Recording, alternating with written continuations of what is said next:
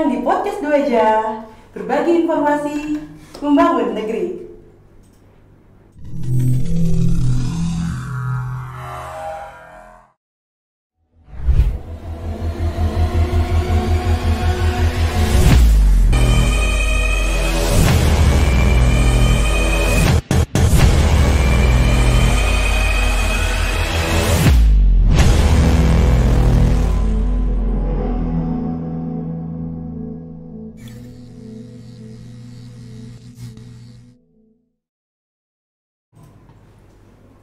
Mengkonsumsi mie, jangan terlalu sering. Ulangi, mengkonsumsi mie, jangan terlalu sering, karena dampaknya akan cepat terasa. Inilah semangat dari kami. Pagi, luar biasa. Assalamualaikum warahmatullahi wabarakatuh. Selamat pagi Sobat Duaja, apa kabarnya nih hari ini?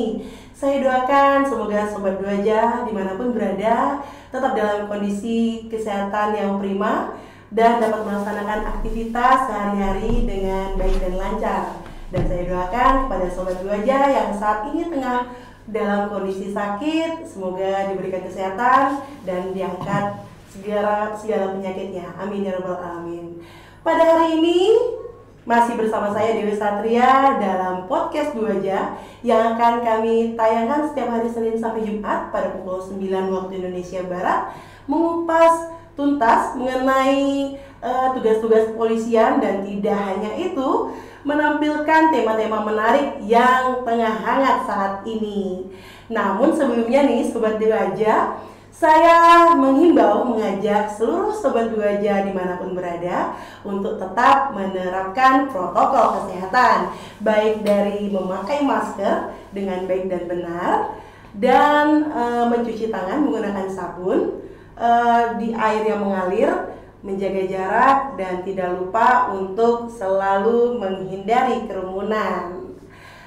COVID-19 saat ini tengah melanda kita lebih kurang 1,5 tahun lamanya. Namun pemerintah selalu berupaya untuk melakukan pencegahan terhadap penyebaran COVID-19.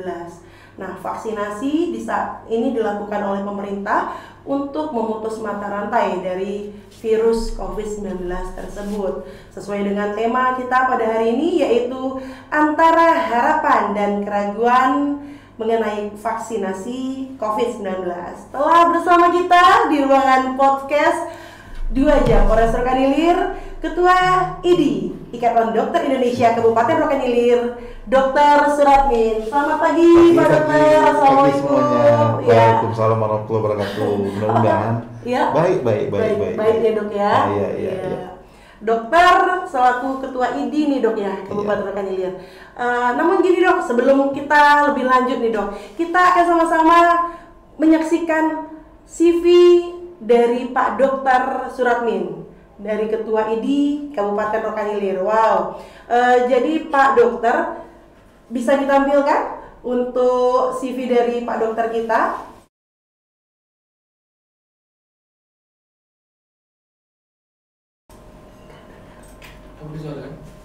Ditampilkan aja kan? Ya, bisa diperbesar untuk CV-nya.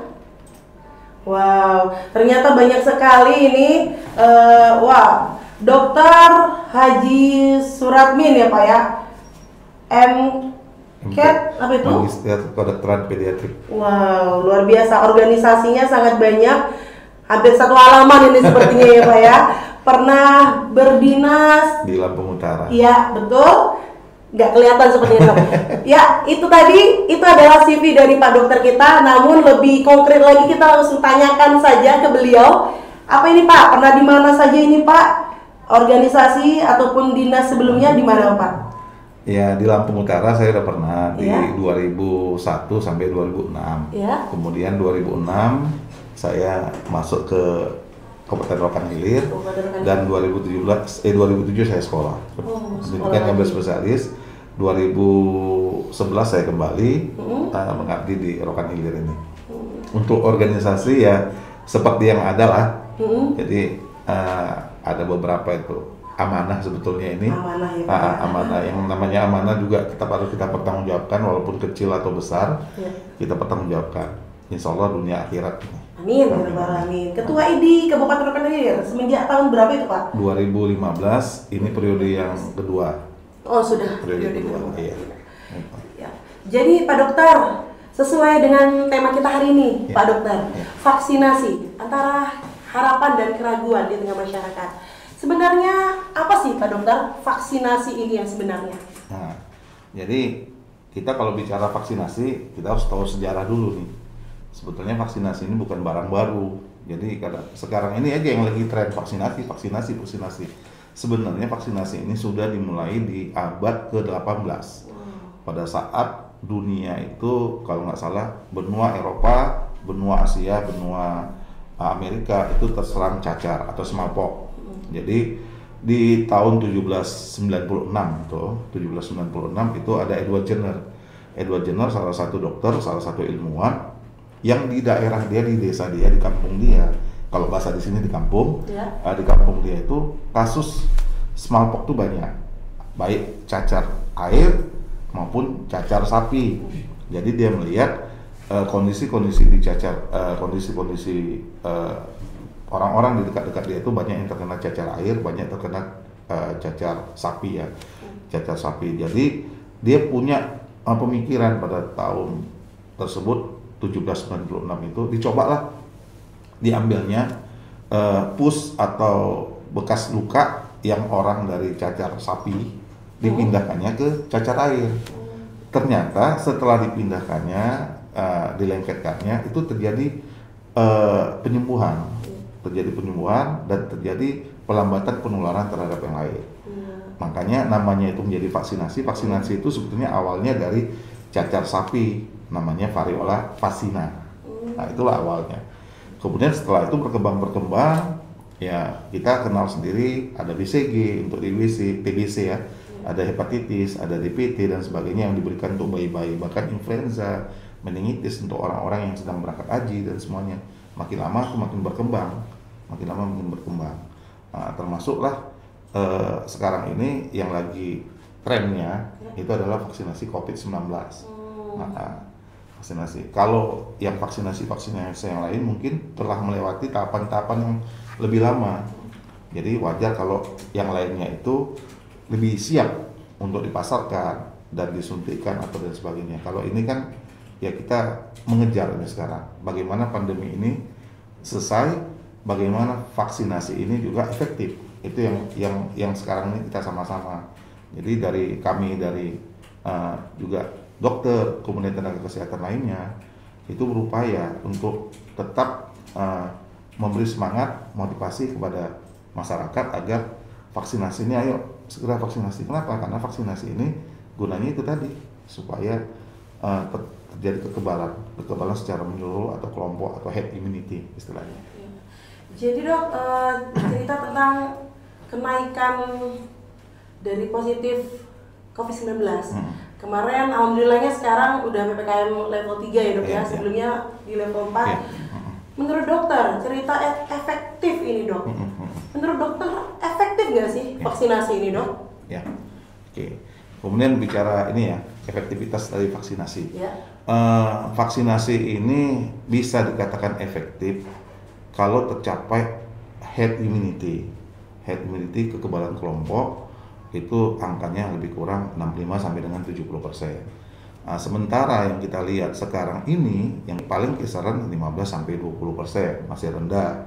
Kemudian kalau kita bicara, ini saya bicara studi juga dikit nih, ya. Bicara studi, mungkin nih YouTube, tapi saya juga harus yang nonton masyarakat, tapi juga saya harus nyampaikan dasar-dasarnya. Jadi pada saat vaksinasi ini digelar di awal di Januari sampai dengan Maret ya 2021, nah, angka antara yang divaksin dengan yang tidak divaksin, angka kematiannya itu mesti sama di situ, 0,03%. Ini data dari Depkes ya, 0,03%. Kemudian dia merasa sudah di Juni itu jadi turun 0,01%. Itu kan berarti kan ada signifikan atau efektivitasnya. Itu yang pertama. Yang kedua, vaksin ini bukan serta-merta kita langsung terhindar dari COVID-19.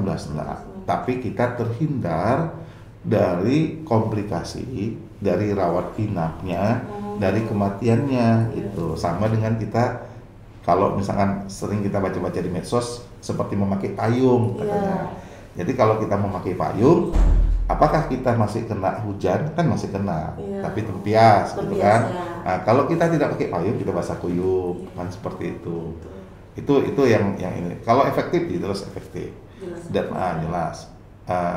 Tapi ya itu, walaupun seperti itu, kita harus tetap menjaga protokol kesehatan. Dari setahun 2 tahun ini, masa pandemi, masyarakat udah pasti dia lebih hafal keluar rumah pakai masker, ya kan, keluar rumah jaga jarak, kemudian keluar rumah cuci tangan dan sebagainya.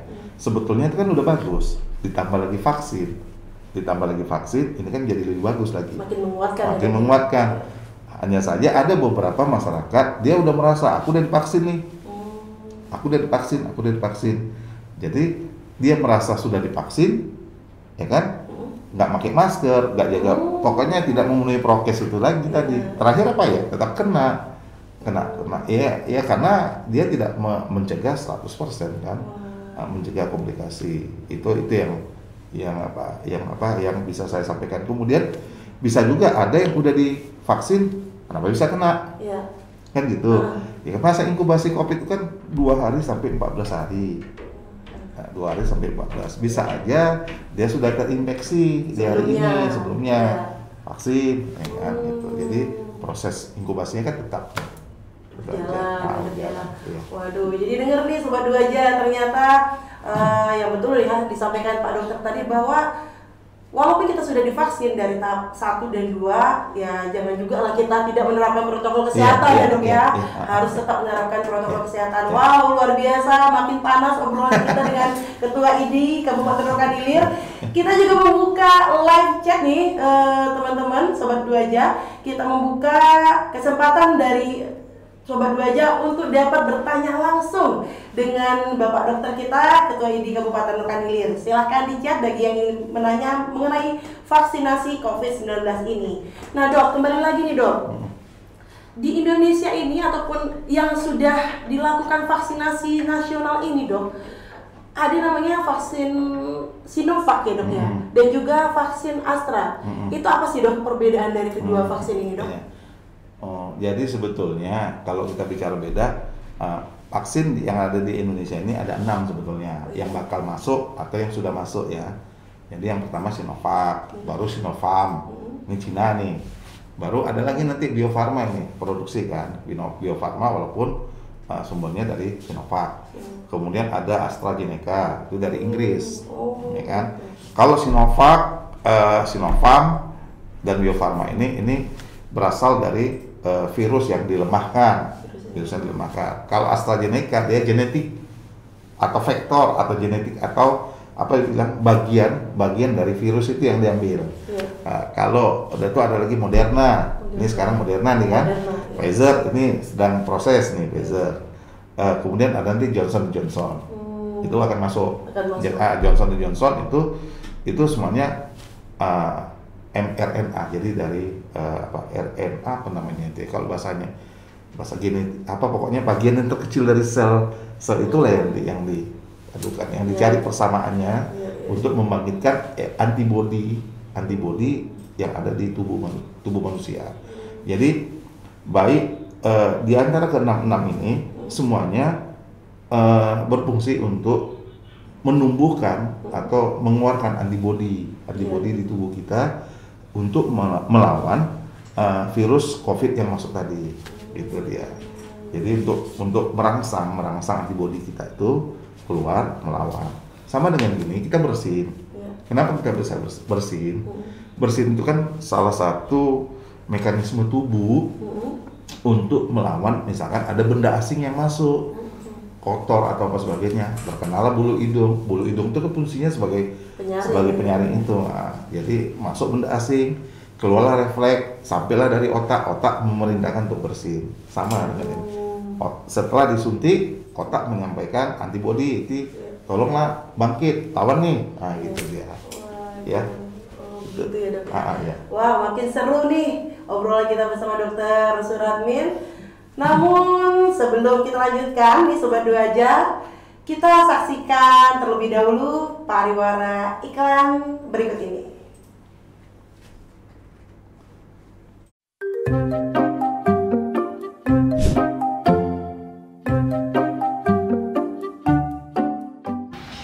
Pak, mau kemana Pak?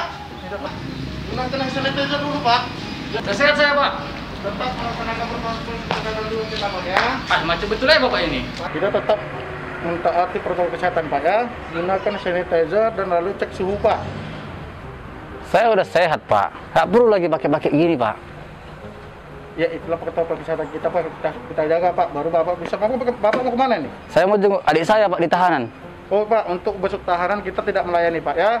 Karena pandemi COVID-19 ini Pak, kita tidak memperbolehkan. Kalau secara virtual kita bisa Pak. Saya nggak mau tahu, Pak. Saya hari ini harus menjenguk adik saya, Pak. Maaf Pak, kita tidak bisa untuk melayani besuk tahanan Pak. Dari mana jalannya, Pak? Kita sudah ada peraturannya Pak. Karena pandemi COVID-19 ini Pak, kita tidak bisa melayani besuk tahanan. Itu adik saya, Pak. Ada apa ini Parut? Mohon izin, Komandan. Ini ada tamu untuk membesuk tahanan, Komandan. Tapi saya larang, Komandan. Bapak dari mana? Saya dari Tanah Putih, Pak. Tanah Putih. Maaf, kita orang apa? Biar gampang kita komunikasi. Kita orang kita Batak, Pak. Orang Batak? Olo. Oh iya. Karena begini ya. Di sini kan sudah ada aturannya. Ada keluarga ditahan? Ada, Pak. Ada. Siapa namanya? Namanya Rudi, Pak. Rudi. Sudah berapa hari ditahan? Sudah sekitar 4 bulan, Pak. 4 bulan. Bapak sudah pernah jenguk? Belum, Pak. Belum, baru sekali nih. Baru sekali ini, Pak. Rindu kali saya sama dia, Pak. Saat ini Polres Rokan Hilir tidak lagi membesuk tahanan dengan secara langsung, namun Polres Rokan Hilir melayani dengan secara virtual, yaitu pembesuk datang kemudian melaporkan atau memberitahukan maksud dan tujuannya kepada petugas jaga. Yang kedua itu pembesuk memberikan barang bawaannya untuk diperiksa oleh petugas jaga. Kemudian pembesuk ingin menitipkan barang bawaannya berupa makanan atau pakaian untuk yang dibesuk, dapat menitipkannya kepada petugas jaga untuk diantarkan. Selanjutnya pembesuk diarahkan oleh petugas jaga ke ruang SPKT. Kemudian petugas SPKT melayani dan mempersilahkan si pembesuk duduk pada tempat yang disediakan.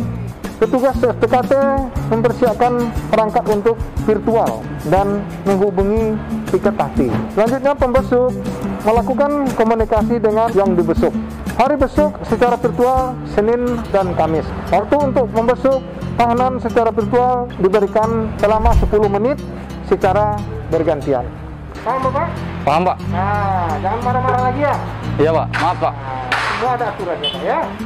Oke, ya, silakan lanjut. Setelah ini yang tiket lanjut ke SPKT.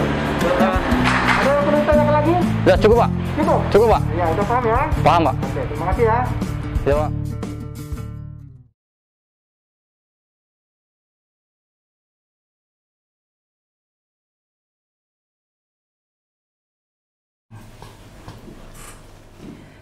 Kembali lagi di podcast Dua Aja. Wah, tadi sudah menyaksikan iklan pariwara yang sudah tayang. Itu tadi adalah iklan dari besuk tahanan dok secara virtual. Jadi Polres Rokan Hilir juga mengadakan besuk tahanan, namun secara virtual dari segi video call dari tahanan ataupun keluarga yang ingin dibesuk. Nah, si keluarganya ini video call dari penjagaan, jadi tidak bertemu secara langsung lagi nih dok sekarang ini untuk menghindari itu dok, untuk menghindari kerumunan juga kontak tentunya. Ya, kembali lagi dengan Pak Dokter kita, Ketua ID Kabupaten Rokan Hilir, mengenai mengangkat tema antara harapan dan keraguan mengenai vaksinasi COVID-19. Kita lanjut nih dok. Ya, boleh. Saya kan seorang ibu nih dok. Ya. Jadi sekarang ini kan ada vaksinasi bukan hanya untuk orang yang dewasa, namun untuk pelajar nih dok. Jadi dokter kita ini selaku ketua ID juga adalah seorang dokter spesialis anak ya dok ya. Nah ini tepat sekali nih dok, pertanyaan saya ditujukan kepada Pak Dokter. Untuk pelajar, bagaimana nih tanggapan Pak Dokter? Vaksinasi yang dilakukan untuk para pelajar saat ini. Jadi ini pelajar sudah mulai tatap muka nih sekolah ya. Salah satu tentu untuk sebelum mereka tatap muka, seperti kita membekali mereka seperti bontot, makanan dan sebagainya kan gitu. Itu dari segi fisik, dari segi kesehatannya kita juga harus membekali dengan vaksinasi. Angka vaksinasi pada anak itu 12,5%. Jadi termasuk besar. 1 dari 8 orang anak itu menderita positif COVID-19. Itulah Ikatan Dokter Anak Indonesia memberikan rekomendasi secepatnya, apalagi kita mau tatap muka nih, bagaimana anak-anak ini segera dilakukan vaksinasi. Dosis anak sekarang ini yang dilakukan vaksinasi itu masih usia 12 tahun sampai dengan 17 tahun. 12 tahun sampai 17 tahun dengan dosis sama dengan dosis orang dewasa. Kenapa 12 sampai dengan 17 tahun dulu yang diberikan? Karena ada namanya kejadian ikutan pasca imunisasi atau KIPI. Jadi misalkan habis disuntik pegel, habis disuntik misalkan demam. Anak umur 12 sampai dengan 17 tahun itu mereka sudah bisa melapor setelah disuntik apa keluhannya. Nah gitu. Pegel ya kan atau demam dan sebagainya udah bisa melapor. Ditambah lagi dengan angka yang tinggi tadi, itulah menyebabkan anak umur 12 tahun sampai 17 tahun itu untuk divaksinasi. Tambah lagi dengan masuk sekolah mereka, SMP, SMA, ya kan udah mulai masuk sekolah nih, udah dibekali. Gitu. Jadi dok, itu dari umur 12 sampai 17 tahun telah diberikan vaksinasi untuk pelajar. Nah, jadi gimana ceritanya ini dok?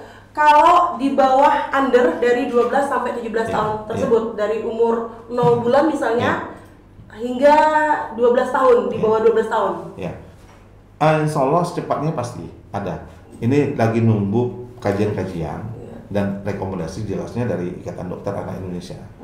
Secepatnya pasti itu nanti akan bergerak di umur di bawah 12 tahun.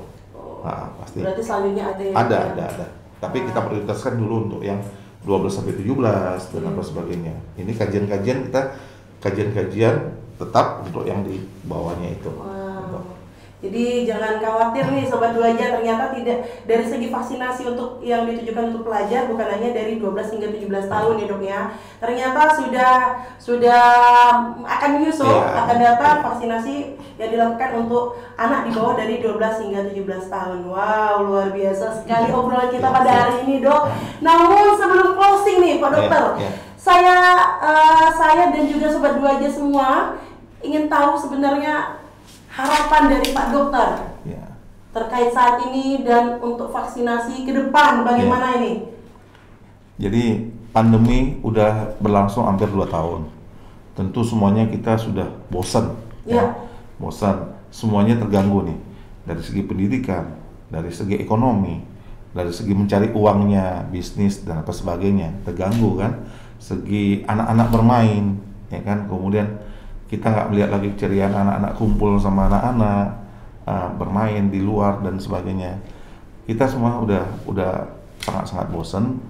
Kemudian protokol kesehatan yang sudah kita jalankan, kebiasaan-kebiasaan yang sudah kita jalankan selama 2 tahun, pakai masker, kemudian mencuci tangan, jaga jarak, ini kita konsisten lah, kita tetap menjaganya ini, dibantu lagi nanti dengan vaksinasi.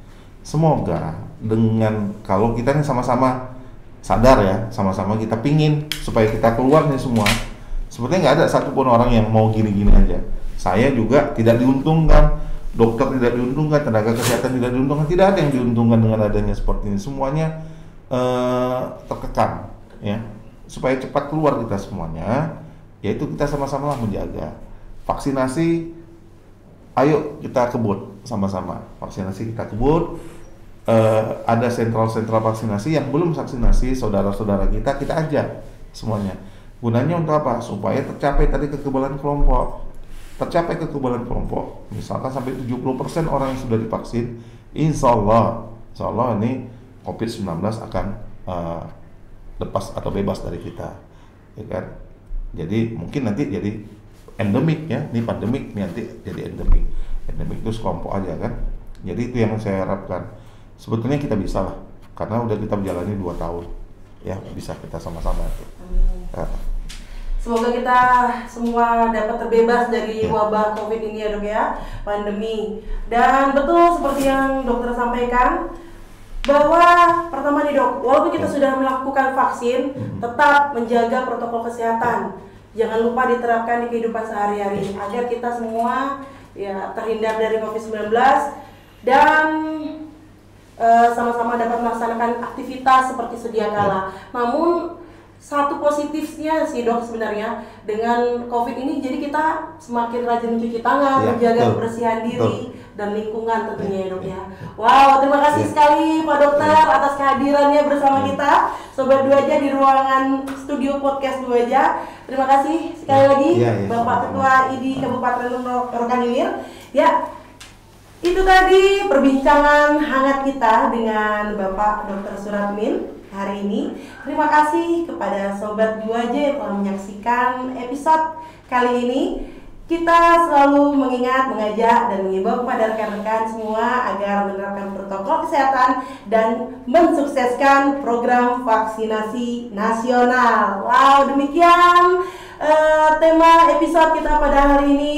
Saya Dewi Satria undur diri. Wabillahi taufiq wal hidayah. Wassalamualaikum warahmatullahi wabarakatuh. Salam podcast Duaja. Salam presisi.